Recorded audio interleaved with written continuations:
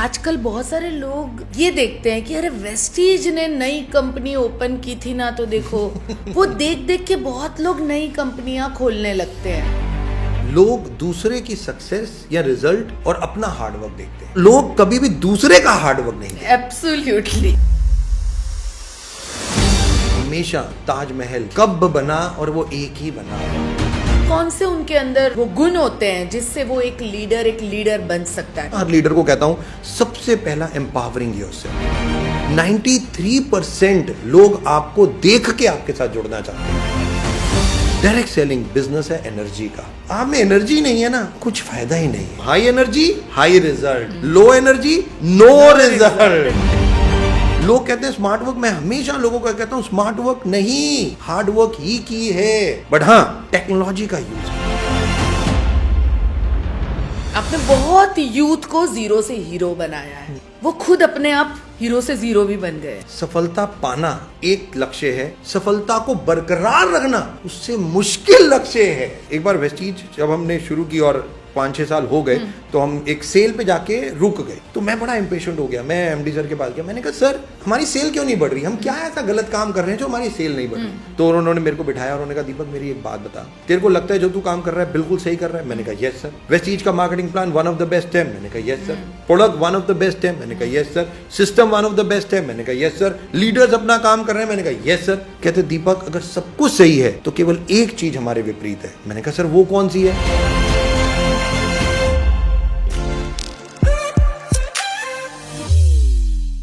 तो तैयार हो जाइए आज एक ऐसे पॉडकास्ट के लिए जिसका हर एक सेंटेंस आपकी ज़िंदगी को बदल सकता है, जिसके थ्रू आप बहुत सारी नई नई चीज़ें सीख सकते हैं।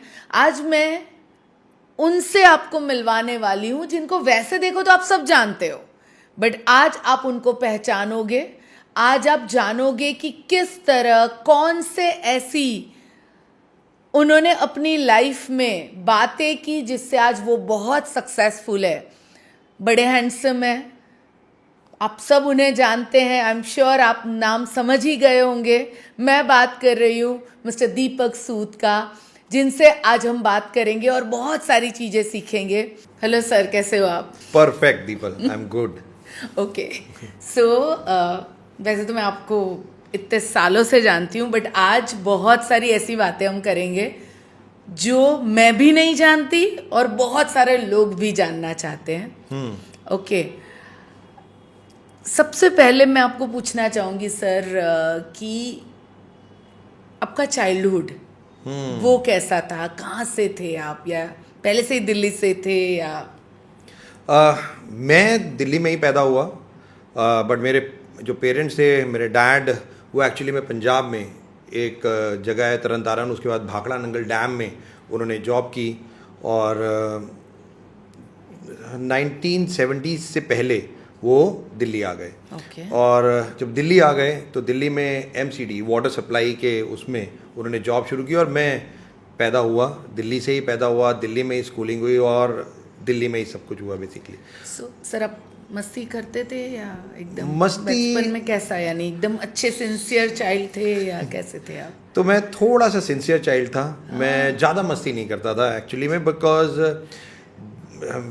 हम 5 बहन भाई हैं, तो 3 सिस्टर्स मेरी बड़ी थी और मैं चौथे नंबर पे, मैं बड़ा लड़का घर का था। तो अक्सर यही होता है ना, बड़े लड़के जो होते हैं उनको मैच्योरिटी बहुत जल्दी आ जाती है। और हाँ, नो डाउट, मैं जब बहुत छोटा था तो सिस्टर्स स्कूल में जाती थी, मैं भी स्कूल जाता था, तो डैड हमेशा, क्योंकि मैं और मेरा छोटा भाई जो थे तो हमें इंग्लिश मीडियम में पढ़ाया जाता था और मेरी तीनों सिस्टर्स को हिंदी मीडियम में होता था तब। और नो डाउट डैड की सैलरी बहुत कम थी, तो बहुत मतलब लोअर मिडिल क्लास आप कह सकते हो कि हमारा जीवन था। एक ही कमरा था जिसमें हम 7 लोग रहते थे, 5 बच्चे और मम्मी पापा। कोई मोमेंट जो आपको हिट कर गया था उस टाइम पे, जो आज भी आपको याद रहे? ऐसे बहुत सारे मोमेंट हैं लाइफ के। उस वक्त जब मैं स्कूल जाता था, ऑब्वियसली जैसे मैंने कहा सिंसियर था, मैं पढ़ाई में बहुत अच्छा था और मैं हमेशा देखता था, क्योंकि मेरे डैड अकेले सिंगल अर्नर थे और 5 हम लोग, और मेरी मदर की तबीयत थोड़ी ठीक नहीं रहती थी मेरी बचपन से, जब से मैंने वो संभाला।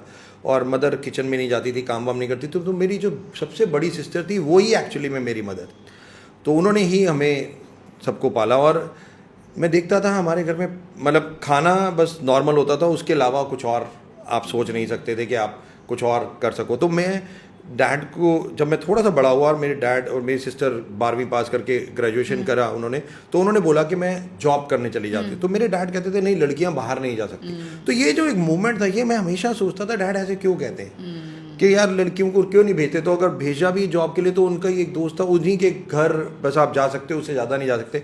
तो बचपन से मुझे लगता था यार ऐसा क्यों, मतलब ये क्यों। और मैं अपनी सबसे बड़ी सिस्टर को एक्चुअली मैं मदर मानता था, क्योंकि मैंने जब से होश संभाला उन्होंने ही पढ़ाया मुझे, सब कुछ उन्होंने ही किया एक्चुअली में। तो मुझे लगता था नहीं, मेरी सिस्टर्स को भी आज़ादी होनी चाहिए, थोड़ा सा वो जाएँ और काम करें।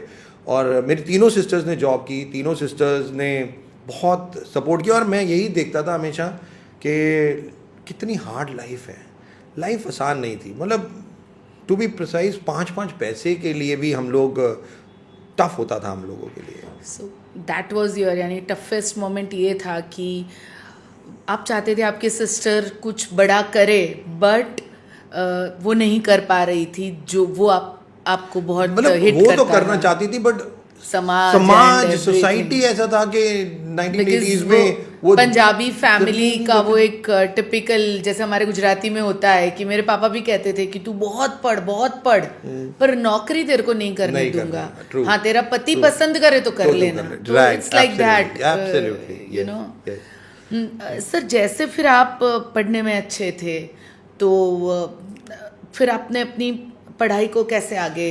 मेरे को आज भी याद है, मेरे डैड हमेशा बोलते थे तू जो 10th होती बोर्ड होता था, तो वो कहते थे दीपक 60% से ज़्यादा मार्क्स लेके आने हैं। तो मैं कहता था डैड मेरे को 60% से ज़्यादा मार्क्स क्यों लेके आने हैं? तो वो हमेशा बोलते थे LIC का PO प्रोबेशनरी ऑफिसर से उस वक्त जॉब होती थी, तो कहते थे 10वीं पास करके 60% तो उसका कोर्स होता था और तू गवर्नमेंट जॉब में चला जा कि तेरी लाइफ सेट हो जाएगी। तो क्योंकि मैं बड़ा बेटा था तो अर्नर, वो ये सोचते थे कि भाई तीनों बहनों की जब शादी हो जाएगी तो इसकी गवर्नमेंट जॉब लग जाए, बस लाइफ सेट है। तो उनका माइंड सेट था गवर्नमेंट जॉब। और आपका क्या था? मेरा, और मैं कहता हूँ, मैं अक्सर मतलब स्पिरिचुअलिटी और बहुत मानता हूँ, तो मैं अक्सर मानता हूँ मेरे मार्क्स जो आए थे वो 58% आए 10th में, 2% कम। तो मेरे डैड बहुत हर्ट हुए उस दिन, बहुत हर्ट हुए। 2-3 दिन उन्होंने मुझसे बात नहीं की।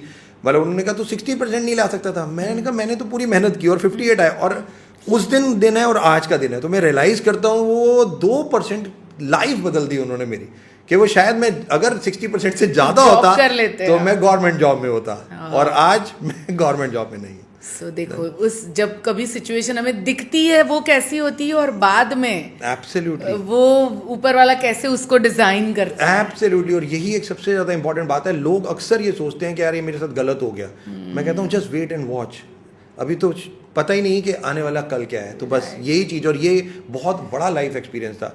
12th की कॉमर्स, क्योंकि मैं अर्नर था, मेरे डैड रिटायर हो गए उस वक्त, और जब डैड रिटायर हुए तो तीनों सिस्टर्स, एक सिस्टर की मैरिज हुई, और उस वक्त मेरे को ये था कि मैं 12वीं पास करते ही जॉब में चला गया। मैंने ग्रेजुएशन भी साथ में की, कंप्यूटर कोचिंग साथ में की। मैं सुबह 5 बजे उठता था, पहले स्टेनोग्राफी का कोर्स करता था, फिर वहाँ से कंप्यूटर कोचिंग 2 घंटे करता था, फिर वहाँ से जॉब पे जाता था, फिर शाम को आता था, फिर वहाँ से ट्यूशन्स पढ़ाने जाता था। रात को मेरे को याद नहीं 11, 12, 1 बजे तक जब फ्री होता था, फिर घर आके अपना कुछ करना, सोना, फिर 5 बजे मेरी लाइफ शुरू हो जाती थी। मतलब 12वीं के बाद से थोड़ी सी लाइफ ऐसी ही थी। सर, तभी सपना देखते थे? टाइम ही नहीं मिलता। ये जो 5 से लेके 1 बजे तक का दिन था, उस दिन में भी, वो सिचुएशन में भी होप थी अंदर? मतलब ऐसे मेरे कोई ड्रीम्स ऐसा नहीं था कि मैं उसमें ड्रीम देखता हूँ, पर्टिकुलर ड्रीम, बट मेरे को ये होता था ये ऐसी लाइफ कब तक, ये ऐसा कब तक, ये मैं जरूर सोचता था कि मेरे को जितना भी हार्ड वर्क करना है मैं करने को तैयार था। मैंने कहा बट ये लाइफ ज्यादा दिन तक नहीं जीऊंगा। तो अंदर एक वो स्ट्रॉन्ग डिजायर थी कि इसको तोड़ना है। 100%। और इसीलिए मेरा दिन minimum maximum of my life 5 बजे शुरू हो जाता था, और वो ख़त्म होता था 11 बजे, 12 बजे। मतलब बुक पब्लिशिंग से लेके, ट्यूशन पढ़ाने से लेके, मैंने कितनी चीज़ें छोटी छोटी की मेरे को खुद याद नहीं भी। माँ को और बहनों को अच्छा नहीं लगता होगा तब, जब आप इतना हार्ड वर्क करते होंगे तब? मम्मा और सिस्टर से मैं केवल तब मिलता था जब संडे होता था, कोई छुट्टी होती थी। मैं पूरे दिन, मतलब वो सो रहे होते थे तो मैं घर से छोड़ के जब 5-6 बजे तक निकल जाता था, और रात को आता था तो अक्सर सोते हुए मिलते थे, या मम्मा कभी, या बड़ी सिस्टर जैसे मेरी जो थी, जिन्होंने सब कुछ किया, वही मेरे को खाना गर्म करके दे देती थी, तो हम लोग खा लेते थे, और बस 4-5 घंटे की नींद जो थी, बस that's good enough. So hard work आप तब से कर रहे हो, लाइक आप समझ लो 12th के बाद से आप जो हार्डवर्क कर रहे हो, मुझे लगता है आज भी आप हार्डवर्क ही करते हो। So but good, I think उसमें कुछ बुरा नहीं है अगर हार्डवर्क करने से हमें खुशी मिलती है और हम दूसरों को खुशी दे सकते हैं, तो I don't think so. No absolutely, I always believe in, और ये चीज़ें बहुत पक्की होती चली गई, क्योंकि जब मैं धीरे धीरे आगे बढ़ा तो ये हार्डवर्क ऑलवेज पेस, मतलब ये मेहनत जो होता है, लोग अक्सर कहते हैं मतलब मेहनत से रिजल्ट नहीं आता, मैं कहता हूँ मेरी ज़िंदगी देखो, ये केवल हार्डवर्क से ही बनी है। 100% ग्रेजुएशन, मतलब मेरी जॉब मिल गई, जॉब करता था, ग्रेजुएशन, कंप्यूटर कोचिंग, ये साइमल्टेनियसली 3 चीज़ें करता था कंटिन्यूसली। 3 साल बीकॉम पास किया, कंप्यूटर एजुकेशन, कबोल बेसिक, मैंने ये सारे प्रोग्रामिंग कर डाली थी 1992-3 में। सो सर, कितने साल चला ये इतना हार्डवर्क, कितने साल चला? ये सब चला 1996, 3 मार्च 1996। तब तक जॉब में था मैं, बट थोड़े पैसे कमाता था, बहुत थोड़े, 1000 रुपये सैलरी होती थी मेरी, मुझे याद है 1250 रुपये सैलरी होती थी मेरी। तो 3 मार्च 1996 जो दिन था, वो मेरी ज़िंदगी के लिए बहुत बड़ा टर्न अराउंड था। और 3 मार्च 1996 में एक्चुअली मैं टर्न अराउंड इसलिए था कि मैं जॉब में था, बट मैं डायरेक्ट सेलिंग की एक कंपनी में जॉब में आया। अच्छा, तो बेटर जॉब में आ हाँ, गए, बेटर जॉब में आ गया। तो यू फील गुड लाइक। हाँ, तो तब वो मल्टीनेशनल कंपनी थी, तो वो पे पैकेज अच्छा था, तो तकरीबन 10,000 रुपये, मतलब आप 2-3 हज़ार कमा रहे हो और आप सीधा 10,000 रुपये पहुंच जाओ। तो मेरे को आज भी याद है 1996 में मेरी सैलरी 10,000 रुपये थी, तो तब मेरे को लगा नहीं, अब घर थोड़ा है, तो 2 सिस्टर्स की थी, 2 शादी की, और 1996 मार्च में, मतलब पता नहीं मुझे क्या होता है क्या नहीं होता है, ये क्या चीज़ें होती हैं लाइफ में, बट उसी साल 4 जनवरी को मैंने अपने डैड को की डेथ हुई मेरे, और 3 मार्च को, राइट, और मेरे को मेरी ज़िंदगी पूरी टर्न अराउंड होती नज़र आई। अब अक्सर कहते हैं पेरेंट्स कहीं पे भी हो, वो आपको देखते हैं, या तो वो नहीं थे, बट उनकी शायद ब्लेसिंग सी थी, और वो हमेशा मेरे को चाहते थे कि मैं एक कामयाब इंसान बनूं, तो वो हमेशा बहुत मेहनत की उन्होंने मेरे लिए, राइट। और मतलब ऑब्वियसली मैं ही कोएड में और इंग्लिश स्कूल में पढ़ा लाइफ टाइम, बट मेरे बहन भाई नहीं पढ़ पाए। और वही दिन जब 3 मार्च 1996 मेरी ज़िंदगी में आया, और वो साल ही 1996 का बहुत एक अलग साल था, जब मैंने डैड को लॉस किया और सीधा जॉब में आया, और उसके बाद मैंने टचवुड फिर पीछे मुड़ के नहीं देखा। यानी वो नहीं थे तो भी वो आपके साथ ही थे। Absolutely, yes. है ना सर, डायरेक्ट सेलिंग में आप आए, फिर मैंने सुना है कि आप नेटवर्किंग भी करते थे, आप डायरेक्ट सेल, यानी खुद आप डिस्ट्रीब्यूटर की सीट पे भी रहे, तो वो कैसे हुआ? 1996 से मैं एम्प्लॉय था, और मुझे याद है 9 मार्च 2001 मैंने उस कंपनी को रिज़ाइन किया। और 2001 में 9 मार्च को मैंने क्यों रिज़ाइन किया, मैंने 2001 में एक ट्रेनिंग अटेंड की थी, और वो ट्रेनिंग थी जे पॉल गेटी की बेसिकली, और उसमें आप बड़े इंसान कैसे बन सकते हो, करोड़ों रुपए कैसे कमा सकते हो, इसके बारे में वो ट्रेनिंग थी। और मैं मतलब उसी दिन मैंने सोच लिया था कि मैं आज के बाद जॉब नहीं करूँगा। और डर नहीं लगा तब? बहुत डर लगा दीपल, टू बी ऑनेस्ट, बहुत डर लगा। 1,000 से 10,000 तक जाना, अपनी 3 बहनों की शादियां, पूरे घर की रिस्पॉन्सिबिलिटी, तो बहुत डरावना होगा। नो डाउट, मैं आज भी सोचता हूँ वो दिन, तो मेरे रोंगटे खड़े हो जाते हैं कि मैंने कैसे ये डिसीजन लिया, मुझे नहीं पता ये कैसे डिसीजन हुआ। और मेरे को याद है 9 मार्च 2001 को मैं रेजिग्नेशन दिया मैंने उस कंपनी में, और रिज़ाइन किया, और तकरीबन 6 महीने मैंने जब मेरे को बिजनेस ही करना था, तो एक कोरियर कंपनी, लॉजिस्टिक्स कंपनी थी बहुत बड़ी, उसमें मैंने 6 महीने काम किया उनके साथ, एज अ परसेंटेज बेसिस पे उन्होंने मेरे को शुरू कराया, क्योंकि मेरे को बिजनेस ही करना था, जॉब नहीं करनी थी। और 28 अक्टूबर 2001 ये वो दिन है जब मैं एक डिस्ट्रीब्यूटर की कुर्सी पे बैठा इन डायरेक्ट सेलिंग। ओके, पर वो जो 6 महीने थे आपकी लाइफ के, वो 6 महीने मुझे जो लगता है कि वो बहुत ज़्यादा चैलेंजिंग रहे होंगे आपके लिए। बहुत बहुत। क्योंकि और एक जॉब करने वाला दिमाग एक और एंटरप्रेन्योर का दिमाग, ये एक बहुत बड़ा शिफ्ट मांगता है, बहुत बड़ा शिफ्ट मांगता है। और जब एंटरप्रेन्योरशिप में आया भी था तो मतलब जो मालिक थे उस कंपनी के, वो थे, उन्होंने मेरे को ऐसा छोटा सा इक्विटी दे के कहा कि आप हमारे साथ काम करो। तो मैंने काम तो 6 महीने किया, बट वो 6 महीने में मैंने परफॉर्म किया, मैंने तो उनको बहुत किया, but just because of the sub certain reason वो जो चीज़ें हमारी कमिटमेंट थी वो पूरी नहीं कर पाए। और पता नहीं क्यों मेरे को ये तब तक भी लगता था मुझे डायरेक्ट सेलिंग में ही रहना चाहिए। मेरा कोर जो था ना वो डायरेक्ट सेलिंग, वो डायरेक्ट सेलिंग वाला कीड़ा जाग गया था, मैं ये कहना चाहूंगी। हाँ, ये बिल्कुल बिल्कुल एब्सोल्युटली। और मैं चाहता था, और मैं जॉब कर चुका था 6 साल एक मल्टीनेशनल कंपनी में, तो मैं दूसरी सीट पे भी बैठ के देखना चाहता था। और तब मेरे को अच्छी तरह याद है 17 अगस्त 2001 जब मैं मिस्टर गौतम बाली सर से पहली बार मिला एक्चुअली में, और 28 अक्टूबर 2001 जब मैं डायरेक्ट सेलिंग में था, डायरेक्ट सेलिंग या डिस्ट्रीब्यूटर कह लीजिए, उसकी कुर्सी पे बैठा। और एक कंपनी में मैंने रादर 2 कंपनीज में मैंने डिस्ट्रीब्यूटरशिप ली और काम करना शुरू किया।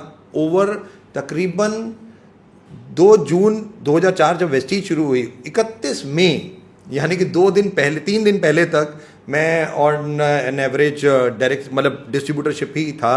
और मैंने रिजाइन किया उन दोनों कंपनीज को भी। 4 साल यानी आपने तकरीबन 4 साल मैंने किया जो एज अ डिस्ट्रीब्यूटर। सर शुरू का टाइम डिफिकल्ट होगा if again, because direct selling में इट विल, ये थोड़ा टाइम लेता है बिल्ड करने में। तो आप कैसे घर चलाया, मैनेज कैसे किया सब कुछ? बिल्कुल टाइम लेता है, बट नो डाउट दीपल, जो मेरा पास्ट एक्सपीरियंस है, जो मैं ऐसा जॉब में भी एक्सपीरियंस ले चुका था, वो मेरे को केवल ये बताता था कि दीपक, डायरेक्ट सेलिंग में आप बेशक डिस्ट्रीब्यूटर हो, आपको कुछ चीज़ें इस तरीके से करनी है। तो वो मेरा एक्सपीरियंस जो 6 साल का एक्सपीरियंस था उसने बहुत पे किया। और जब मैं यहाँ डिस्ट्रीब्यूटर बना और मैंने पहले महीने ही थोड़ा सा काम किया, मेरे को 11% होता था, मैंने वो अचीव किया और 1200 रुपये का चेक आया मेरा। तो बट घर वाले बड़े नाराज हुए, मेरे को आज भी याद है, कहते 1200 रुपये वापस फिर पहुंच गया मैं 1992 या 90s में ले लीजिए बेसिकली। तो ये बहुत बड़ा शिफ्ट जो था मेरे लिए बहुत बड़ा टफ टाइम था। बट मैंने कहा आप थोड़ा सा वेट रखो। सेकंड मंथ 4000 रुपये का, मुझे आज भी याद है, सेकंड मंथ 4000 रुपये का चेक आया। थर्ड मंथ फिर मैंने और मेहनत की, लेवल्स अचीव किए, 8000 आया, धीरे धीरे धीरे धीरे तो इस तरीके से वो इनकम बढ़ी। और मैंने तब दीपल एक गोल बनाया, और वो गोल था, क्योंकि मुझे याद है अच्छी तरह 2003 फरवरी, मेरे को अच्छी तरह से, मतलब 1 साल हो गया था, अक्टूबर से शुरू हुआ था, 2002 पूरा गया, मेरी इनकम 30,000 25,000 ऐसे चलती थी बेसिकली। बट क्योंकि डायरेक्ट सेलिंग में हम जानते हैं हमारे ड्रीम्स बहुत बड़े बड़े होते हैं, तो मैंने पहला ड्रीम बनाया 1 लाख रुपए की इनकम। तो मैंने कहा मेरे को 1 लाख रुपए एक महीने में कमाने। और मेरे को आज भी याद है 2003 फरवरी वो मंथ था जब मैंने लिखा कि मेरे को 2003 मार्च खत्म होने से पहले पहले 1 लाख रुपए की एक महीने में इनकम करनी है। और 2 वो मंथ्स में, मतलब 2002, अच्छा 1 ईयर के बाद तो मैंने 25,000 30,000 कमा रहा था और 1 साल का गोल बनाया 1 ईयर कि 1 लाख रुपए। और 2003 फरवरी वो टाइम था जब मेरे 1 लाख रुपए की इनकम आई। कितनी मेहनत की उसके लिए? मतलब मैं रात को सोता नहीं था, मतलब ट्रैवल, डिस्ट्रीब्यूटर, रोज कितने लोगों से बात करते थे आप? मतलब कुछ चीजें जरूर बताना चाहूंगा डायरेक्ट सेलिंग में जो मैंने बहुत गलतियां भी की एक्चुअली। और प्रोस्पेक्टिंग हम सब लोग जानते हैं, बिल्कुल प्रोस्पेक्टिंग की सब जानते थे। और प्रोस्पेक्टिंग करना, होम मीटिंग करना, मतलब मैं सुबह निकल जाता था, मैक्सिमम 8 साढ़े 8 बजे मैं घर छोड़ देता था। मैंने जब भी डायरेक्ट मतलब डिस्ट्रीब्यूटरशिप में भी मैं घर में नहीं रहता था, मैं सुबह निकल जाता था बस 9 बजे, या अगर कंपनी का जो ऑफिस था वहां जाके बैठ जाता था, या मेरी जो मीटिंग्स होती थी मैं उसी में जाता था। और मैं एक चीज बताना चाहूंगा, डायरेक्ट सेलिंग में हम गलती क्या करते हैं, जो मैंने भी की, मेरे को अच्छी तरह याद है, मैं 2003 की बात है, ये 2002 एंड की बात है। तो मैं जब जाता था 9 बजे ऐसे निकल जाता था, तो मेरे घर के सामने नेबर में एक लड़की रहती थी, और वो भी 2000 मतलब सुबह 9 बजे निकलती थी और वो जॉब करती थी। तो हम दोनों निकलते थे, मैं अपने काम पे चला जाता था, वो अपने काम। शाम को अक्सर जब हम आ रहे होते थे, कभी मैं तो लेट आता था अक्सर, तो 9 बजे कभी ऐसे देखता था मैं उन्हें कि वो मेरे नेबर्स थे बस, और मैं अपना काम करता चला जा रहा था। 2003 मेरे को अच्छी तरह याद है, अगस्त या सितंबर की बात होगी, मैं अगेन एक मीटिंग कर रहा था कि मेरी डाउनलाइन का एक फ़ोन आया कि सर आप कहाँ पे हो। मैंने कहा मैं दिल्ली में एक रोहिणी जगह है, मैं वहाँ पे हूँ। उन्होंने कहा नहीं, आप विम्पी कनॉट प्लेस आओ, एक बहुत बड़ी लीडर से आपको मिलवाना है। अच्छा। तो मैंने कहा अच्छा, मैंने कहा तो 1 घंटे में फ्री होके मैं आता हूँ। तो मैं फ्री हुआ और मैं जैसे ही विम्पी पहुँचा, आप विश्वास नहीं करोगे दीपल, वो मेरे सामने कौन बैठा था, वो मेरी नेबर। अच्छा, सो वो नेटवर्क मार्केटिंग करती थी? एब्सोल्युटली, मैं डायरेक्ट सेलिंग में, और आपको लगता था वो जॉब कर रही है? एब्सोल्युटली, वो भी नेटवर्किंग में थी और 1.5 साल तक मतलब हम देख रहे हैं। और मैंने उस दिन रियलाइज किया हम नेटवर्क मार्केटिंग में कितनी बड़ी गलती करते हैं कि नेबर्स से बात तक नहीं करते। और पता ही नहीं होता कि नेबर्स क्या कर रहे हैं। और एक्चुअली में मैंने रियलाइज किया हमें जब डायरेक्ट सेलिंग में हम हैं तो हमें सबसे बात करनी है। हमारे prospect, everyone is our prospect. Yes, वो जब हम लोग नए थे तो हमें एक बात सिखाई जाती थी, 3 feet rule. 3 feet rule, absolutely. कि आप 3 फीट रूल में जितने भी लोग आए उनसे या तो प्रोडक्ट या बिजनेस की बात करो। एंड वो दिन कुछ अलग ही थे, सोशल मीडिया नहीं था, कुछ नहीं था। मैं भी 1996 में आई थिंक जून या जुलाई में मैंने अपना पहला फॉर्म भरा था डायरेक्ट सेलिंग का। एंड तब तो फोन भी नहीं, एसटीडी बूथ एंड पूरा एक अलग ही बहुत टफ टाइम था क्योंकि कम्युनिकेशन नहीं हो पाता था, लैंडलाइंस थे बस। 1996 तक बहुत चैलेंजिंग। 1 लाख कैसे पहुंचे फिर? मतलब मेरे को था कि मेरे को करना है और मैंने पूरी प्लानिंग की। मेरे को आज भी याद है जब मैं 1 लाख, मतलब जब मैंने ड्रीम बनाया 1 लाख करना है, तो मैंने एक सोचा कि मेरे को एज अ बिजनेसमैन काम करना है, मेरे को एज अ नेटवर्कर काम नहीं करना। तो बिजनेसमैन काम करना है तो पहली चीज मैं हमेशा बिजनेसमैन के लिए देखता हूँ एज ए इन्वेस्टमेंट। इन्वेस्टमेंट 2-3 चीजों की, इन्वेस्टमेंट पैसे की नहीं होती, पैसे की होती है बट टाइम की भी एक इन्वेस्टमेंट होती है।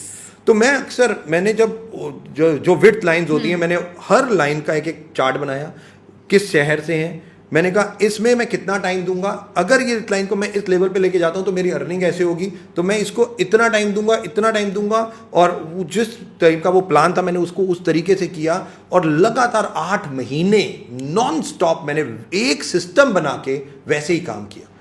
सो मैं हमारे सभी व्यूअर्स को कहना चाहती हूँ कि दीपक सर ने अपने 1 लाख तक पहुँचने के लिए क्या किया। उन्होंने अपनी जितनी भी विर्थ थी उनका एक चार्ट बनाया, उसमें जो अच्छे अच्छे लीडर्स थे वो कौन कौन सी जगह से हैं उनका एक लिस्ट रेडी किया और पूरी प्लानिंग रेडी की कि कैसे वहाँ पे वो रेगुलर जाएं, उनको उठाए जिससे उनका चेक भी 1 लाख तक पहुँच सके। सही कहा सर? बिल्कुल 100%। और 8 महीने मुझे अच्छी तरह याद है, नॉन स्टॉप एक ही चीज करता था मैंने कुछ चीज चेंज करने की कोशिश नहीं की। जो चार्ट था डाउनलाइंस को पहले बता देता था, मैं इस वक्त आपके साथ हूँ, 1 हफ्ता आपके साथ ही रहूंगा। और उस वक्त दीपल पैसे तो बहुत कम होते थे, तो डाउनलाइन के घर पे रहते थे हम, उन्हीं के घर पे रहते थे और बहुत अलग मजा भी होता था। रात दिन 24 घंटे आप वही सब चीजें कर रहे होते थे एक्चुअली में, तो एक फैमिलीज बन जाती थी, बॉन्डिंग इतनी सॉलिड, अलग लेवल होता था वो सब चीजें। और वो आज भी याद आती हैं तो अमेजिंग टाइम। मुझे आप बोल रहे हो, मुझे भी याद आ रहा है क्योंकि मैं भी सबके घर रहती थी। मुझे याद है जब नीलेश तो फुल टाइम होते थे, यानी मैं फुल टाइम जाती थी, नीलेश अपनी ऑफिस में होते थे, तो वो मेक श्योर करते थे मैं किसके घर जाऊंगी, प्रॉपर है कि नहीं। वो एक अलग तरीका था नेटवर्क मार्केटिंग करने का, बट बहुत मजा आता था। No doubt. और मैं तो कहता हूँ फीमेल्स के लिए बहुत चैलेंजिंग भी होता था, बट यहाँ पे हस्बैंड की सपोर्ट और ज्यादा इंपॉर्टेंट रहती है बेसिकली। और सर मैं बताऊं ना कि थोड़ी सी घर से, चाहे हस्बैंड हो या वाइफ हो, दोनों को, भले पार्टनर आपके साथ फील्ड में हो ना हो, बस मोरल सपोर्ट भी दे देना तो भी एक ऐसी अर्निंग वो खड़ी कर सकते हैं ना अपने घर की, कि वो एक अलग लेवल पे जा सकता है। Absolutely Deepal, you are absolutely right. और पार्टनर का एक मोरल सपोर्ट बहुत जरूरी है। मतलब जब तक मैं एज मतलब डिस्ट्रीब्यूटर पे था तब तक ऑब्वियसली मेरी तभी शादी हुई थी। अच्छा, शादी हो गई थी? यस। और जब क्योंकि शादी होती है तब तो लव कम अरेंज। अच्छा कैसे, थोड़ा सा बताइए ना। तो लव कम अरेंज बिकॉज़ कैसे मिले आप? मतलब she is also used to work with that same company basically. वो भी उसी कंपनी में जॉब मतलब काम करती थी बेसिकली, बट वो भी डिस्ट्रीब्यूटर थी। अच्छा आपकी डाउनलाइन थी? नहीं, मेरी मेरी डाउनलाइन नहीं थी, बट मेरे को याद है जब हमारी शादी हुई तो क्योंकि मेरा वही रूटीन होता था, चले जाना, रात को कभी 12 बजे आना, और क्या होता था सैटरडे संडे हमारे सबसे ज्यादा क्रूशियल होते थे। और फैमिली की डिमांड सैटरडे संडे होती थी। अब ये एक बहुत बड़ा चैलेंज होता था हम लोगों के लिए कि सैटरडे संडे डाउनलाइन के पास जाएं, इवेंट्स करें, या फैमिली अभी अभी शादी हुई है, अब क्या करें, तो बस किसी तरीके से कोपा, बट आई रियली मतलब मैं बहुत लकी हूँ कि मेरे पार्टनर ने बहुत सपोर्ट किया मुझे। उन्होंने कहा नहीं, you go, you build your self, और आप करो। तो बस एक पार्टनर का सपोर्ट, जैसा आपने कहा, मोरल सपोर्ट बहुत बहुत ज़रूरी होता है।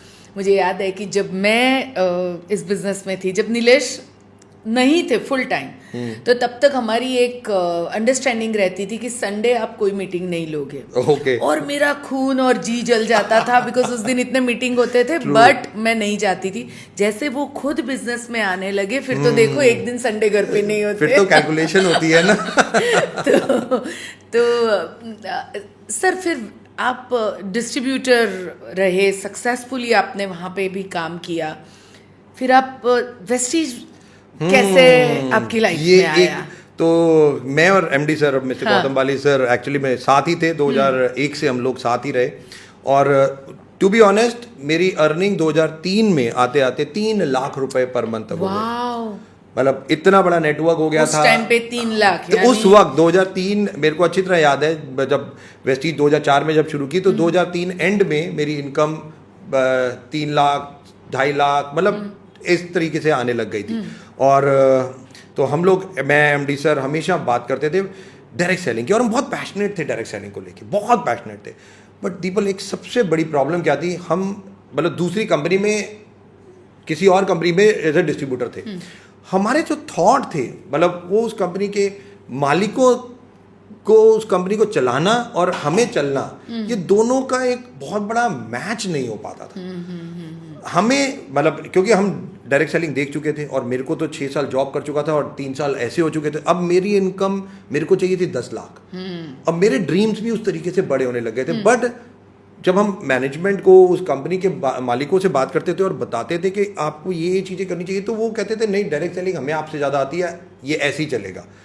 तो वो बहुत एडमेंट हो गए थे। तो एक दिन मेरे को अच्छी तरह याद है, मैं और एमडी सर हम लोग बैठे थे और हम लोग यही डिस्कस कर रहे थे व्हाट नेक्स्ट।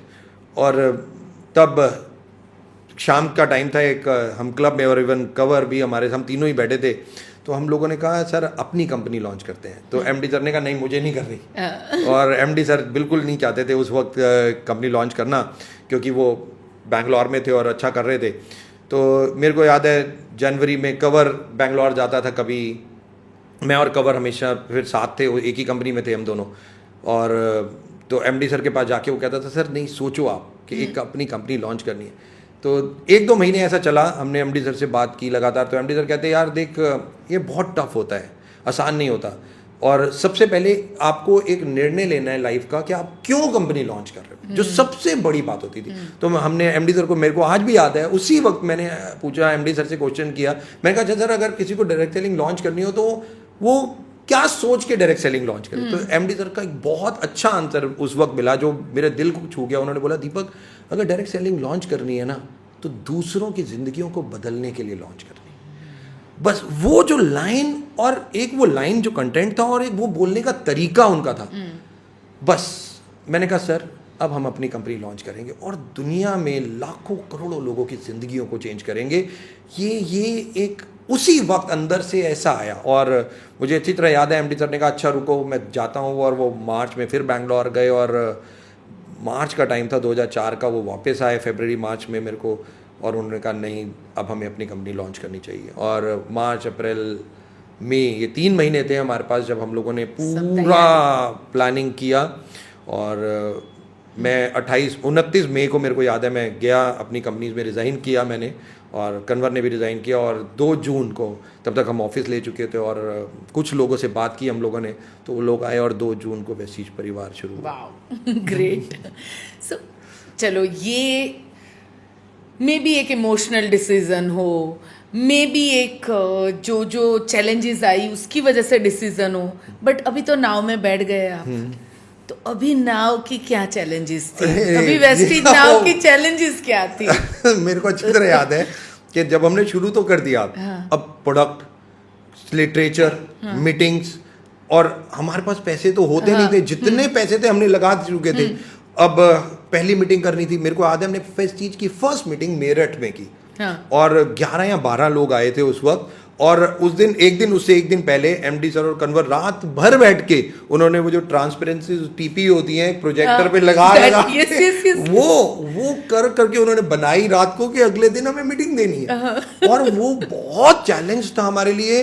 और मतलब क्योंकि मैं ऑपरेशंस में भी रहा था, सेल्स में भी रहा था, तो लॉजिस्टिक्स में देख रहा था कि कोरियर, ये सब चीज़ें, तो वो बट प्रोडक्ट पहुंचाना, कोरियर मैनेजमेंट, उसके बाद लोगों को सॉफ्टवेयर कन्वर्ट देखता था सारा का सारा। एमडी सर ओवरऑल सारा चीज़ देखने लगे। हम पहली मीटिंग, दूसरी मीटिंग, तीसरी मीटिंग, और जब हम करने लगे तो हमने कहा अब बाइफरकेट करते हैं। एमडी सर ने कहा तू भी सेल्स में आओ। तो एमडी सर एक एरिया लेते थे, मैं एक एरिया लेता था, वो एक स्टेट लेते थे, मैं एक स्टेट लेता था, और फिर हम दोनों निकल जाते थे बैक पैक करके।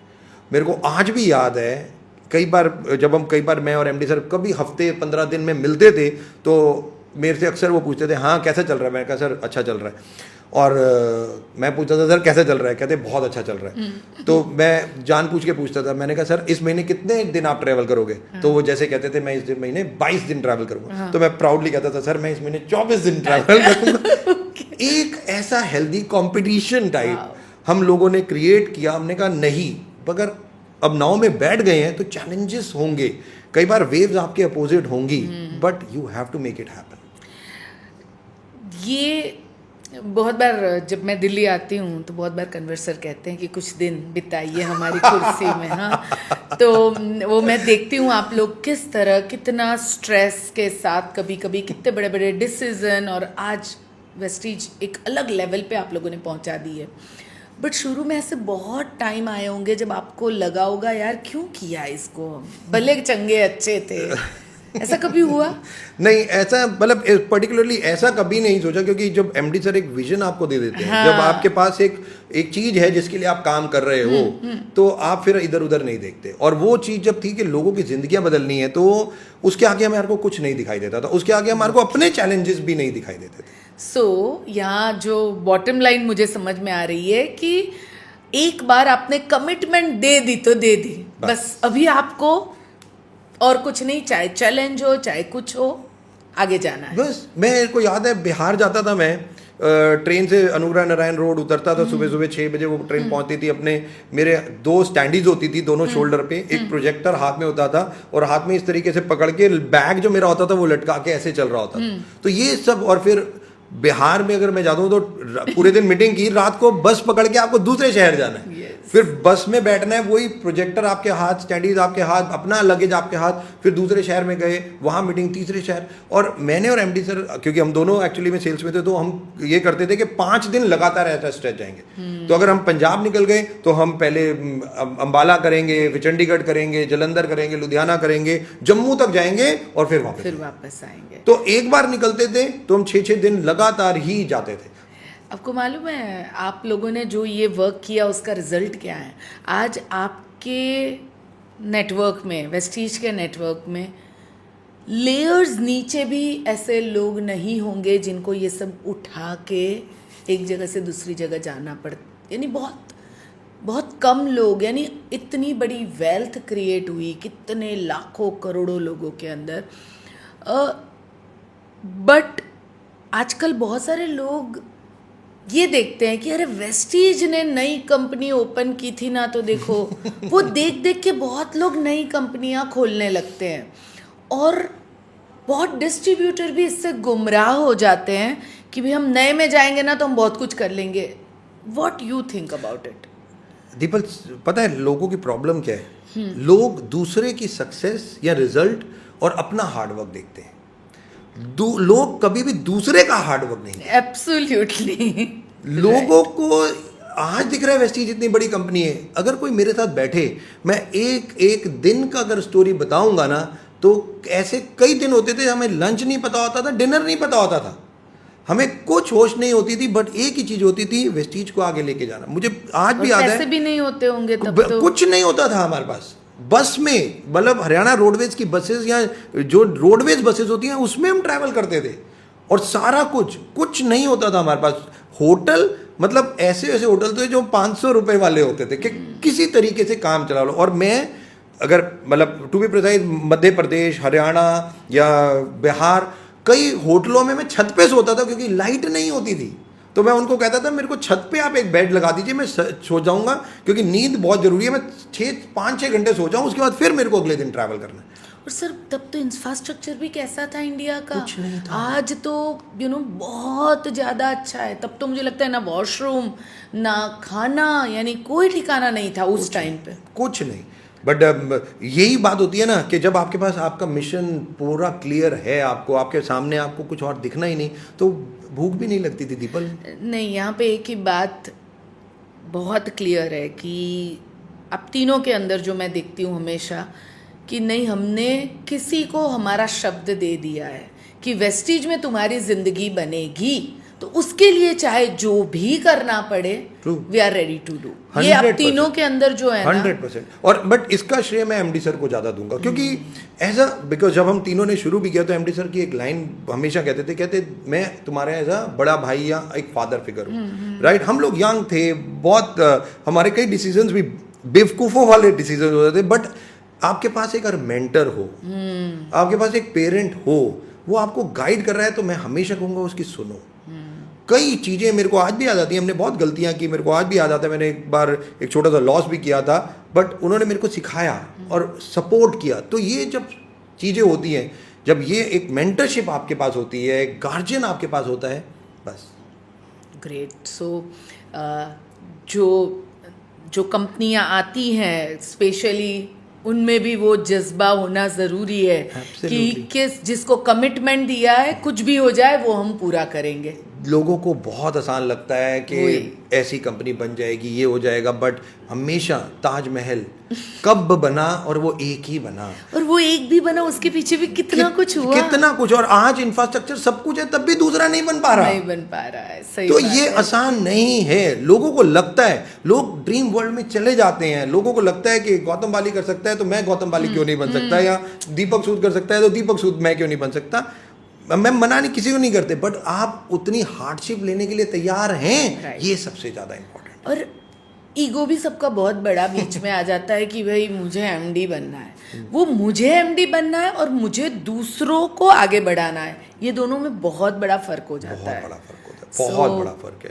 बिकॉज लाइक मेरे को याद है ऑब्वियसली कुछ ऐसे डिसीजंस थे वेस्टीज में, जहाँ पे रात को लोग आते थे, और जब लेवल अचीव होता था तो कई बार मैं एमडी सर, मतलब कई बार हम कोशिश करते थे रुकें, बट कवर रात भर उनके लेवल्स को अचीव करना होता था कई बार, और लेवल्स अचीव होते थे कई बार, क्योंकि हमें भी कंपनी, मतलब बिजनेस था, लोगों को सपोर्ट करना, किस तरीके से आपका कोई बात नहीं, किसी का 5,000 रुपये से रह रहे हैं, हम कहते थे कोई बात नहीं, 2 दिन बाद दे देना, आप अपना लेवल करो। ऐसी बहुत सारी चीज़ें हम करते रहे।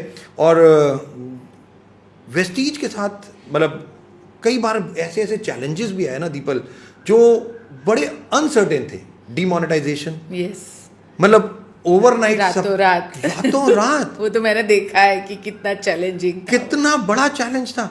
और उससे पहले भी जब जीएसटी लॉन्च हुआ, डिमोनेटाइजेशन की बात करें, कोविड आ गया, कोविड में भी, और उससे पहले भी कई ऐसे डिसीजन होते थे। और मेरे को एक चीज़ बहुत, एक लाइन और एमडी सर की याद है, जब मैं बड़ा इम्पेशेंट हो जाता था कई बार, तो एक बार वेस्टीज जब हमने शुरू की और 5-6 साल हो गए, तो हम एक सेल पे जाके रुक गए। पूरे साल हमने वही सेल की, अब ना सेल आगे बढ़ रही थी ना नीचे कम हो रही थी, वही चल रही थी। तो मैं बड़ा इम्पेशेंट हो गया, मैं एमडी सर के पास गया, मैंने कहा सर हमारी सेल क्यों नहीं बढ़ रही, हम क्या ऐसा गलत काम कर रहे हैं जो हमारी सेल नहीं बढ़ रही। तो उन्होंने मेरे को बिठाया और उन्होंने कहा दीपक मेरी एक बात बता, तेरे को लगता है जो तू काम कर रहा है बिल्कुल सही कर रहा है? मैंने कहा यस सर। वेस्टीज का marketing plan one of the best है? मैंने कहा yes sir. Product one of the best है? मैंने कहा yes sir. System one of the best है? मैंने कहा यस सर। लीडर्स अपना काम कर रहे हैं? मैंने कहा यस सर। कहते दीपक अगर सब कुछ सही है तो केवल एक चीज हमारे विपरीत है। मैंने कहा सर वो कौन सी है? वो कहते समय।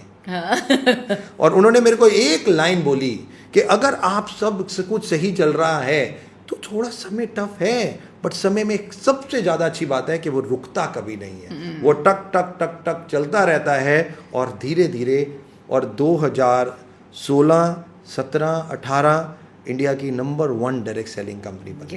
यस, हमने बहुत सारे रिकॉर्ड्स तोड़े तब। एंड चाहे वो अर्निंग का हो, चाहे वो सेल्स का हो, चाहे वो क्राउड का हो, लग्जरी कार का हो, हमने सभी रिकॉर्ड्स तोड़ दिए। तो आपने एज अ डिस्ट्रीब्यूटर 3 लाख के चेक तक आप पहुंचे, फिर आपने अपनी कंपनी भी बाली सर के मेंटरशिप में आप लोगों ने शुरू की। दोनों में से मजा कहाँ ज्यादा आता था या आता है? देखो, मैं एक चीज कहूंगा, दोनों का अपना अपना रोल है। हाँ। जब मैं एज अ डिस्ट्रीब्यूटर था तब मेरी कंडीशन बहुत अलग थी, और मतलब बहुत ही अलग थी, और मेरे के पास एक था कि मुझे पैसा कमाना है बस, और मैं मेहनत करने के लिए पागल था उस वक्त। बट हाँ, जब वो लाइन एमडी सर ने बोली कि दूसरों की लाइफ को बदलना, और वेस्टीज के थ्रू, और वेस्टीज जब शुरू हुई तो वो पूरा माइंडसेट एकदम चेंज हो गया। और आज जब हम कुर्सी पे बैठते हैं तो हम अपने से ज़्यादा एक एक डिस्ट्रीब्यूटर के बारे में सोचते हैं कि इस व्यक्ति की लाइफ कैसे चेंज कर पाए। मैं तो हमेशा यही, दिल्ली ऑफिस को छोड़ के जब जब मैं देखती हूँ तो मुझे तो आप में एक डिस्ट्रीब्यूटर और एक लीडर ही दिखाई देता है। क्योंकि जब मैं डिस्ट्रीब्यूटर था दीपल, तो मैं लोगों को बोलता हूँ कि एक डिस्ट्रीब्यूटर क्या होता है, वो 2-3 चीज़ें होती हैं उसमें उसके पास घड़ी नहीं होती, पहली चीज़। क्योंकि उसके पास जब प्रोस्पेक्ट होता है तो उसके पास एक विजन होता है उस प्रोस्पेक्ट को अपने साथ जोड़ने का। तो उसको भूख नहीं लगती, उसको प्यास नहीं लगती, चाहे रात के 10 बजे हो या 12 बजे हो, उसके पास एक ही विजन होता है कि इस व्यक्ति को किस तरीके से मैं अपने साथ जोड़ूं और इसकी लाइफ को आगे बढ़ाऊं, सो दैट मेरी भी लाइफ आगे बढ़े। बस ये एक विजन जब एक डिस्ट्रीब्यूटर का होता है ना, हाँ। ये एक बहुत इंपॉर्टेंट होता है। तो ये एक डिस्ट्रीब्यूटर का विजन है, ये उसके लिए, और वो भी दूसरों की मदद के लिए काम कर रहा है। बट जब हम इस कुर्सी पे आते हैं, जब कुर्सी पे बैठते हैं, तो ऑब्वियसली यहाँ पे हमारे पास और अलग चैलेंजेस आ जाते हैं। पूरा पैन इंडिया होता है, पैन इंडिया, और वेस्टीज पहली इंडियन मल्टीनेशनल कंपनी है, तो इंटरनेशनल भी देखना होता है हमारे को, इंटरनेशनल अलग चैलेंजेस होते हैं। तो ये दोनों के अपने अपने स्वाद या अपने अपने ही चीजें हैं। आप कभी किसी को मना करते नहीं हो तो उसमें भी तो क्या, कैसे संभालते तो हो? यानी मैंने कभी नहीं देखा आपको, हाँ मेरे को मना कर देते हो कभी कभी तो वो तो ठीक है, पर मैं अगर दूर से देख रही हूँ तो आप किसी को मना नहीं करते हो, सबको कहते हो जाएगा, कर दूंगा, कल हो जाएगा, अरे क्यों टेंशन ले रहे हो, ये कैसे करते हो? तो मैं एक ही चीज बोलता हूँ, मैं अपनों को मना कर सकता हूँ। अच्छा बाकी मेरे से कोई मना नहीं सकता। Great sir. लीडर का डायरेक्ट सेलिंग में मैंने हमेशा बाली सर से सुना है, क्योंकि मैंने भी तो उन्हीं से नेटवर्किंग सीखी है। वो हमेशा कहते हैं दीपल वहाँ पे बिजनेस डेवलप करो जहाँ पे एक लीडरशिप दिखाई दे आपको। तो आपके हिसाब से एक लीडरशिप कैसे आप, यानी कौन से उनके अंदर वो गुण होते हैं जिससे वो एक लीडर बन सकता है? या कोई आज एक नया डिस्ट्रीब्यूटर है नया, तो वो कैसे एक लीडर बन सकता है, उनमें क्वालिटीज? तो जो क्वालिटीज की हम बात करें ना, मैं इस क्वेश्चन को थोड़ा सा अपने ऊपर लेके समझाने की कोशिश करता हूँ।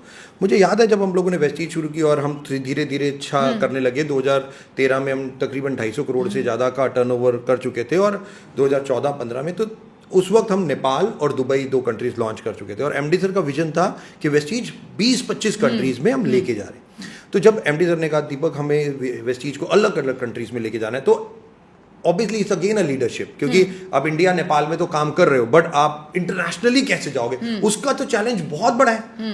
तब मैंने एक चीज रियलाइज की कि अगर वेस्टीज 5 सालों में 10 सालों में 20 कंट्रीज 15 कंट्रीज जितनी भी कंट्रीज खोल लेगी, तो दीपक सूद को कैसा होना होगा।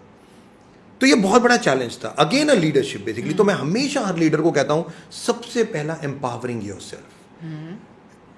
पर्सनालिटी में जो सबसे ज्यादा इंपॉर्टेंट है, क्योंकि हम सब जानते हैं आपकी पर्सनालिटी ग्रूमिंग 93% लोग आपको देख के आपके साथ जुड़ना चाहते हैं, 7% आपसे बात करके आपके बारे में सुन के उस वक्त। तो पहली चीज है आपकी लुक, फील, सब कुछ जो आप दिखते हो।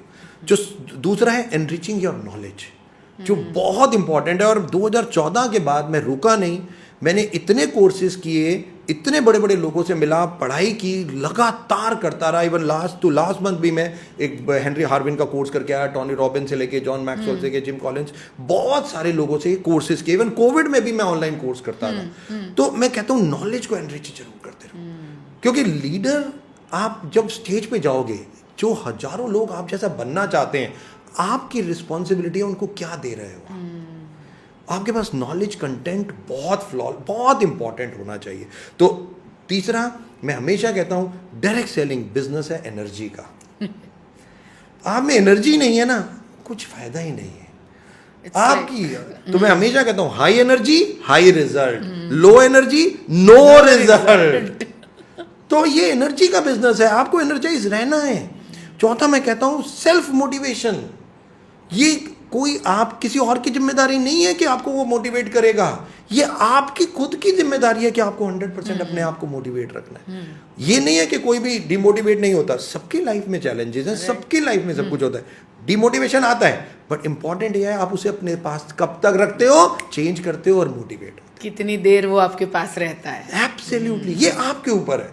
मैं हमेशा कहता हूं ये आपकी लाइफ है, डिसीजन आपके हैं और किसी के नहीं है। बाकी तो सारे आप सपोर्ट स्ट्रक्चर ले लो सबको, बस सब आएंगे, टीचर आएगा, प्रोफेसर आएंगे, फ्रेंड्स आएंगे, पेरेंट्स आएंगे, गार्जियन सब आएंगे, समझाएंगे, सिखाएंगे, बताएंगे, बट डिसीजन तो आपके ही होंगे। ये बहुत, अगर आप लीडर बनना चाहते हो तो कुछ चीजें आपको करनी ही करनी है, आप नहीं छोड़ सकते। हार्ड वर्क, लोग कहते हैं स्मार्ट वर्क, मैं हमेशा लोगों को कहता हूं स्मार्ट वर्क नहीं, हार्ड वर्क ही की है, बट हाँ टेक्नोलॉजी का यूज कीजिए। So you can upgrade yourself for hard work. Absolutely. तो मैं ये True. बोलना चाहूंगी कि पहले एसटीडी बूथ में जाके आप खड़े रह के फोन करते थे, आज आप मोबाइल से उतनी ही देर में आप अभी जल्दी से कर सकते हो, ज्यादा कर सकते हो, राइट। तो ये चीजें लीडर्स को, ये ऑन द टोज, मैं कहता हूँ लीडर्स सो नहीं सकते, उनका दिमाग 24 आवर चलता है, उनके दिमाग में ये सब चीज़ें होती हैं। तो ऑन द टोज मैं हमेशा कहता हूँ जो रहना है, क्योंकि लीडरशिप आसान नहीं है, इट्स नेवर बी इजी। आपको हजारों लाखों लोगों को कैसे इंस्पायर करोगे आप, कैसे आप मेंटर करोगे आप, तो ये बहुत बड़ा चैलेंज है। मुझे याद है वन ऑफ अवर मेंटोर हमें कहते थे कि एक नेटवर्कर लीडर जो होता है उसको कैसा होना चाहिए, तो एक डक की तरह होना चाहिए। जब वो पानी में तैर रहा है तो ये दूर से इतना काम, शांत, इतना प्यारा लग रहा है, बट नीचे पानी के अंदर देखोगे तो उसके पैर कंटिन्यूस चलते रहते हैं। Very important. और लीडरशिप में मैं हमेशा एक चीज कहता हूँ, पेशेंस बहुत इंपॉर्टेंट। Oh yes sir. लोग अक्सर पेशेंस ना छोड़ देते, क्योंकि एनर्जी एंड पेशेंस दोनों साथ में, it's a balance, you know. Absolutely, क्योंकि इसका कॉम्बिनेशन बहुत डेंजरस है। हाँ, ये बहुत डेंजरस है, नहीं होता। अगर आप हाई एनर्जाइज हो तो पेशेंस नहीं रख सकते आप, बिकॉज़ आपकी एक्साइटमेंट इतनी हाई है। ट्रू। तो बट ये रखना पड़ता है, लीडर हो आप तो आपको ये रखना पड़ेगा। ओके ग्रेट, आई थिंक बहुत अच्छी बात है। अगर इसको कोई डीप में सोचेगा तो ये पूरा सारांश है, समझ लो लीडरशिप का 100%। यूथ जो हमारा है, आप बहुत काम करते हो यूथ के साथ, एंड हमेशा आपने बहुत यूथ को जीरो से हीरो बनाया है, ठीक है, और वो खुद अपने आप हीरो से जीरो भी बन गए। सो सर, क्या ऐसी चीज है जो इनको इतना जल्दी हीरो भी बना देती है और वो इतना जल्दी इतनी पाई हुई चीजों को छोड़ भी देते हैं, यानी वाई? कुछ चीजें मैं बताऊंगा। एक ह्यूमन नेचर, किसी ने खूब कहा है दीपल, सफलता पाना एक लक्ष्य है, सफलता को बरकरार रखना उससे मुश्किल लक्ष्य है। अगेन यहाँ पे एनर्जी एंड पेशेंस आएगा ना। लोगों को एक्चुअली में लगता है मैंने सफलता पा ली, अब तो मैं बन गया, अब ये मेरा मेंटर, वो मेंटरशिप भी छोड़ देते हैं, गार्जियनशिप भी छोड़ देते हैं।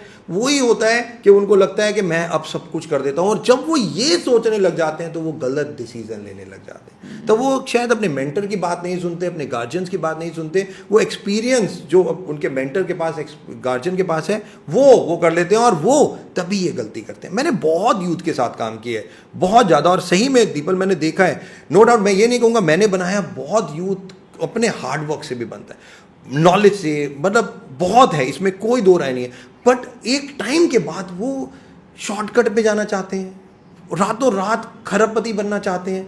उनको लगता है कि बस अब मैं हो गया हूँ तो इसको मल्टीप्लाई मैं खुद ही एक दिन में सब कुछ कर लूँगा। तो मैं उनको तब यहाँ जो आपने कहा ना पेशेंस, ये बहुत बड़ा रोल आता है। सो ये एनर्जी को सही डायरेक्शन देना बंद जब कर दे, it's like I think it's like a river, कि रिवर लोगों की जिंदगियों को सुधार भी सकती है और पूरी तरह बिगाड़ भी, उसी तरह वो खुद अपनी जिंदगी को बिगाड़ देते हैं। एब्सोल्युटली। ये तो आपको सोचना पड़ेगा। आप कोई भी डिसीजन ले रहे हैं, मैं हमेशा कहता हूँ थॉट्स तो बहुत आएंगे ना आपके पास, 64,000 थॉट्स एक दिन में आपके पास आ रहे हैं। अब आपको लग रहा है कि आप तो 1 मिनट में सब कुछ कर दोगे, तो हमेशा मैं कहता हूँ अपने थॉट्स को एक कंट्रोल और अपने टंग को भी थोड़ा सा कंट्रोल, ये 2 चीज़ें हैं जिसको थोड़ा सा टेम और पकड़ के आपको कंट्रोल करके रखना है। यही 2 चीज़ें आपको बहुत इधर से उधर कर देती हैं।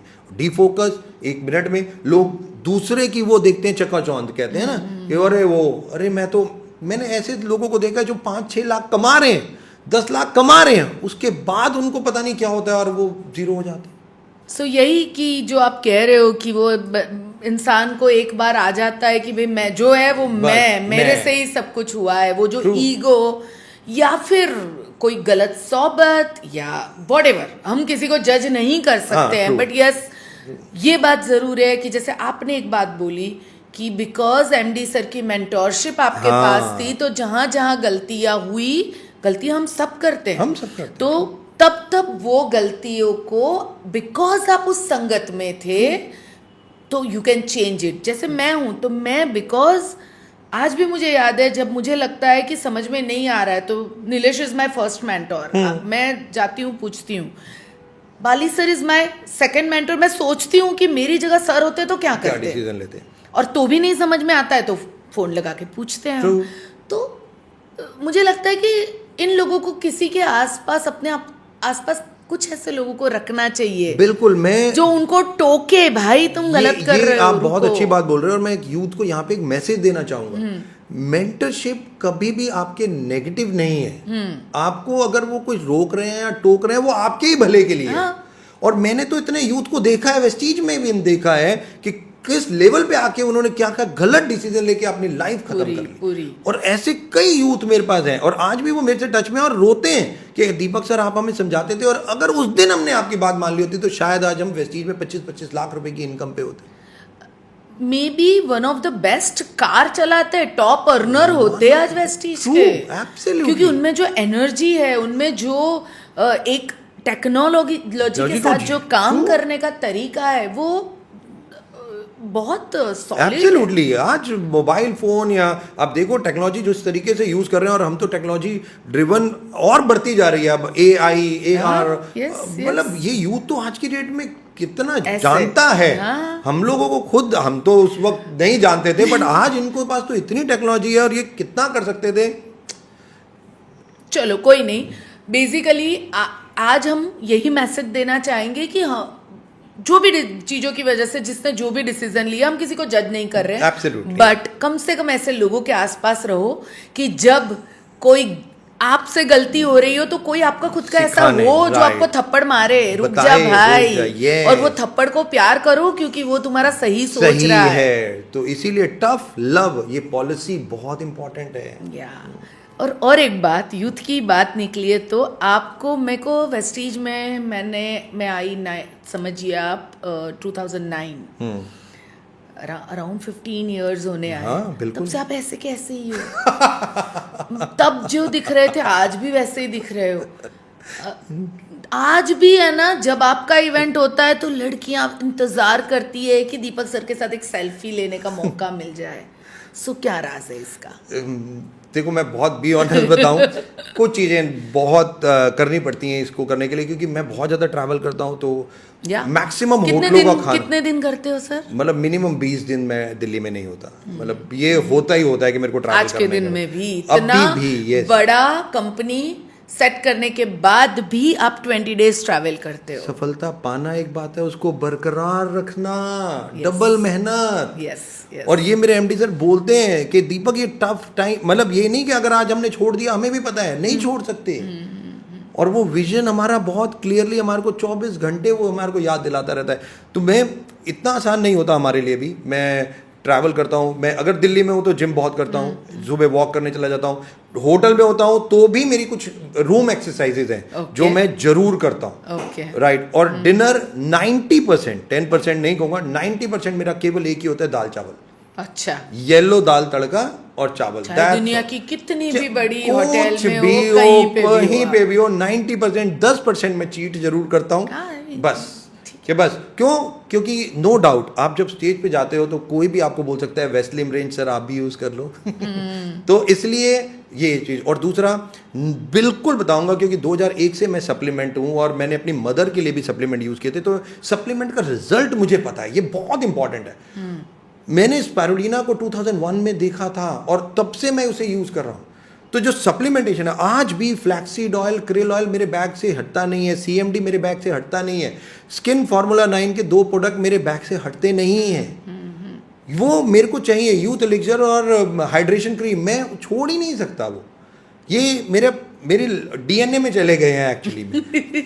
So, आपको लगता है कि सप्लीमेंट्स एंड एवरीडे का रूटीन आपका, चाहे कितना भी ट्रैवल हो, वो आपको हमेशा परफेक्ट रखने में हेल्प कर रहा है? अगर आपको हेल्दी रहना है, आप स्लीप डिप्राइव्ड हो सकते हो। कई बार हमारी 6 बजे की फ्लाइट है, 5 बजे की फ्लाइट है, कई बार 2 बजे लैंड कर रहे हैं, आपको पता ही नहीं है कुछ, तो आप स्लीप डिप्राइव्ड हो। पिलो अलग है, बेड अलग है, बहुत कुछ होता है। क्या खाओगे? मैं मैक्सिमम मैंने कुछ नियम बनाए, हफ्ते में 1 दिन मैं कुछ नहीं खाता। एवरी थर्सडे मैं पूरे दिन केवल 2 बनाना पे रहता हूँ। अच्छा। वो क्यों? क्योंकि मेरे बॉडी के ऑर्गन्स बिल्कुल सही काम करें, राइट, उनको भी रेस्ट मिले, सब कुछ। ये मेरा नियम है कि मेरे को कुछ नहीं खाना। रात को डिनर में वही खिचड़ी या दाल चावल, दैट्स ऑल, या कुछ भी जो बाबा का प्रसाद है तो वो मैं बस खा लेता हूँ, दैट्स ऑल, इससे ज़्यादा कुछ नहीं। जिम, मैं बार बार कहता हूँ, आप योगा करो, जिम करो, जुम्बा करो, बट करो जरूर।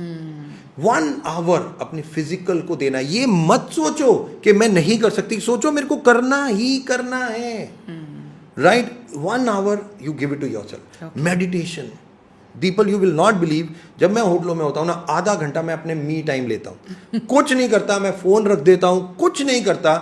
ऑब्वियसली कुछ मेरी भेंटें हैं, राइट, हाँ। जो ऐसी हैं, मैं केवल वो लगाता हूँ और मेरे को खुद नहीं पता चलता आधा पौना घंटा मैं कहाँ चला जाता हूँ, वो मैं बिल्कुल।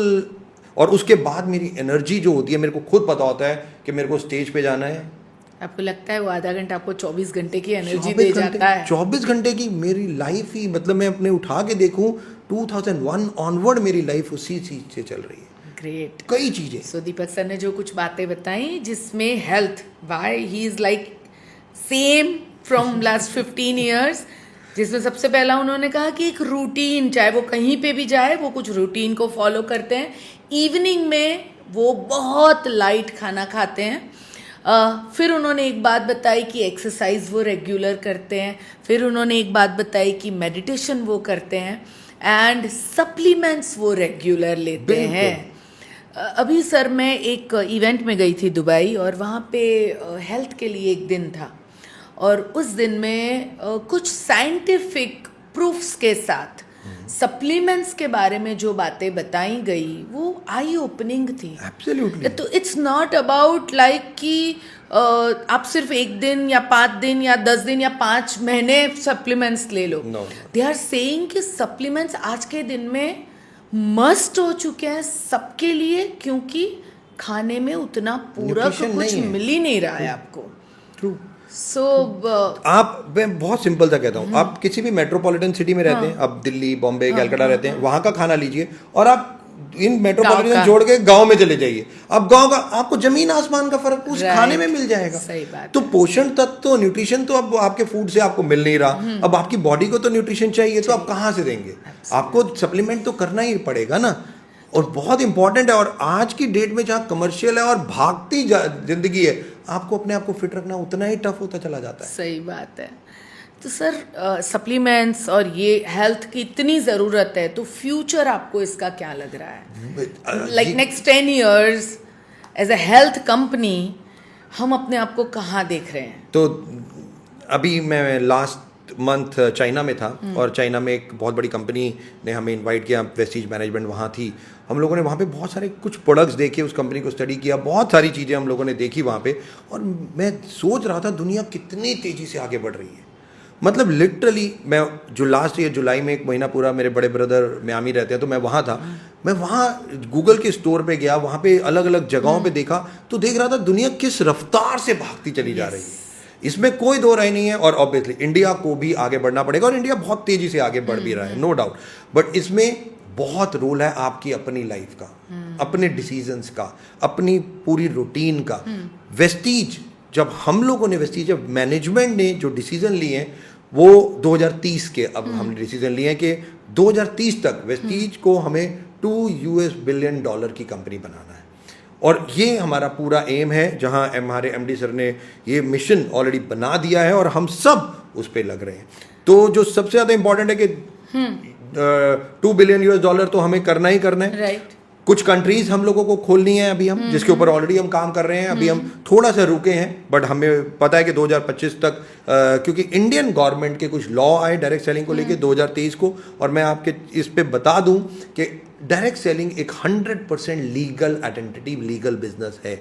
मैं डायरेक्ट सेलिंग की बात कर रहा हूं, और दूसरा मैं वेस्टीज की बात कर रहा हूं। ये 100% लीगल कंपनी है जो गवर्नमेंट ऑफ इंडिया के, अभी केरला में लास्ट वीक ऑलमोस्ट 10 दिन पहले ही एक स्टेट रेगुलेशन आई है और वेस्टीज उसमें 100% पास हो गई है। राइट, वहां पे हमारे को सर्टिफिकेशन भी मिला। तो वेस्टीज एक 100% गवर्नमेंट अबाइड कंपनी, जो रूल्स हैं उसी के हिसाब से चलती है। ओके। लोग अक्सर हमसे पूछते हैं कि ऑब्वियसली, जैसा आपने भी पूछा, फ्यूचर में क्या हेल्थ केयर, मैं बार बार बोलता हूं शायद प्रोडक्ट चेंज हो जाए।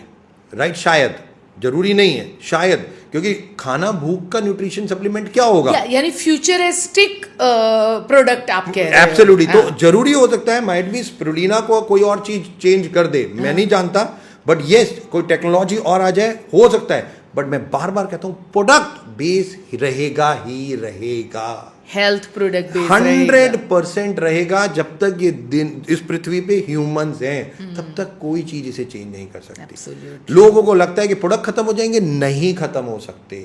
प्रोडक्ट चेंज हो सकते हैं, खत्म नहीं, अपग्रेड हो सकते हैं, चेंज वो खत्म नहीं हो सकते। Absolutely. और यही चीजें, ये सब चीजें हम बड़ी बड़ी कंट्रीज में जाके खुद देख के भी आया, मैं खुद देख के आया अभी। और वेस्टीज इसी साल से उन चीज़ों को इंडिया में हम लॉन्च भी करने जा रहे हैं। सो आप कह रहे हो कि जैसे टेक्नोलॉजी और सब इतना आगे बढ़ रहा है, तो उसी तरह हेल्थ के भी कुछ फ्यूचरिस्टिक ऐसी चीजें वेस्टीज लेके आ सकती है फ्यूचर में। बिल्कुल, जो पूरी तरह रेवोल्यूशन लेके आए मार्केट में। लोग सोच नहीं सकते वो उस तरीके की चीजें जो हम देख रहे हैं, वर्ल्ड वाइड यूज कर रहे हैं अलग वर्ल्ड की अलग अलग कंट्रीज, और वो हम चाहते हैं कि इंडिया में वेस्टीजियन वो उन चीजों को जरूर यूज करें। ग्रेट।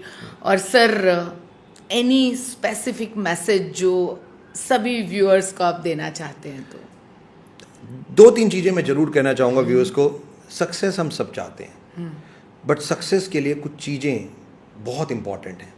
तो मैं बार बार कहता हूँ, सबसे पहले है कि अपने ऊपर बिलीफ। लोगों को मैंने बहुत देखा है, मैं अभी 1 हफ्ते पहले ही किसी के साथ बैठा था, तो मैंने उस लड़के को बोला, मैंने कहा आप सोचो कि आप 10 लाख कमा सकते हो। कहता सर मजाक मत करो। तो जब इस तरीके की, मैं कहता हूँ अभी आप सोचने पे अगर लगा रहे हो कि नहीं सोच सकते, तो कमाओगे कैसे?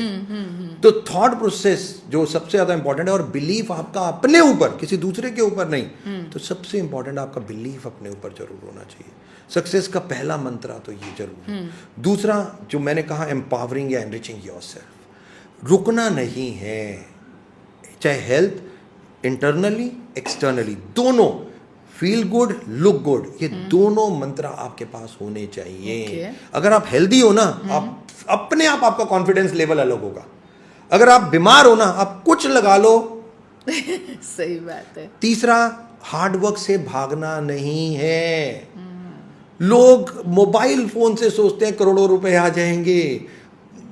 मेरे को लगता है जैसे रील्स आती हैं आजकल, तो कोई बन जाता है स्टार, बट वो मोमेंट्री स्टार्स होते हैं। आप देख लो, कोई लोग रील से बने वो 2 दिन 4 दिन 1 महीना 2 महीने 6 महीने, बस उसके बाद क्या। बट आप अगर बात करो एप्पल की, आप बात करो माइक्रोसॉफ्ट की, आप बात करो स्टीव जॉब्स से लेके बिल गेट से लेके बड़े बड़े लोगों की, उनके हार्डवर्क, धीरूभाई अंबानी से लेके, उनके हार्डवर्क को कोई मना नहीं कर सकता। Right sir. और चौथा, last but not the least, हमेशा याद रखना, सफलता केवल त्याग करने पे ही मिलती है। सेक्रीफाइस अगर आप नहीं करोगे चीज़ों को, तो आप सक्सेस के पास नहीं जा सकते। हर चीज़ आपके पास नहीं आ सकती, कुछ ना कुछ चीज़ों का सेक्रीफाइस आपको करना पड़ेगा। तो बिल्कुल तैयार हो जाइए, क्योंकि सफलता सब पाना चाहते हैं, बट उसके लिए ये 4 चीज़ें आपके पास जरूर होनी चाहिए। ग्रेट, बहुत बढ़िया, बहुत मज़ा आया। मुझे खुद को बहुत सारी चीज़ें सीखने मिली। एंड मेरा सबसे बड़ा जो आज के पॉडकास्ट से एक टेक अवे अगर मेरे लिए है तो बहुत क्लियर है, एनर्जी एंड पेशेंस दोनों को अगर बैलेंस लग करके अगर आप चलते हो ज़िंदगी में तो बड़े से बड़े मुकाम 100%. आप आराम से अचीव कर सकते हो with your hard work. Absolutely. Right Absolutely. Thank you so much sir आने के लिए, अपना वक्त देने के लिए, और इस पॉडकास्ट के थ्रू बहुत लोगों की लाइफ में बहुत सारा चेंज आएगा.